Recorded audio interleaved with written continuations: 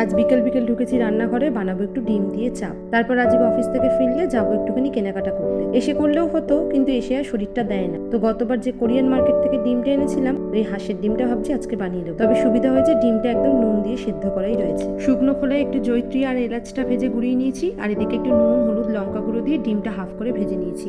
এবার ওই তেলে একটুখানি পেঁয়াজটা লাল করে ভেজে তাতে পোস্ত কাজু দিয়ে একটুখানি ভালো করে ভেজে ঠান্ডা হলে ওটা করবো পেস্ট। আর তার পাশাপাশি এদিকেও একটুখানি ধনে জিরে লঙ্কা গুঁড়ো হলুদ নুন আর দই দিয়ে করেছি একটা মশলার পেস্ট। ব্যাস, ওদিকে মোটামুটি মশলাপাতি রেডি। এদিকে এবার কষাবো মশলাটা। একটুখানি সাদা তেল, সাথে ঘি দিয়েছি, তার সাথে দিয়েছি একটুখানি গোটা গরম মশলা ফোড়ন আর শুকনো লঙ্কা। ফোড়নটা ভালো মতন ভাজা হয়ে গেলে দিলাম একটুখানি আদা রসুন আর লঙ্কার পেস্ট।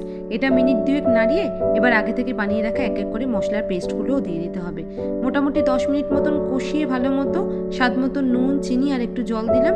এবার এই যে ভেজে রাখা ডিমগুলো দিলাম।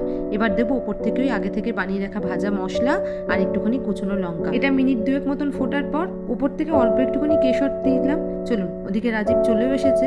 এবার আস্তে ধীরে আমরা রেডি হয়ে বেরোই। টাটা।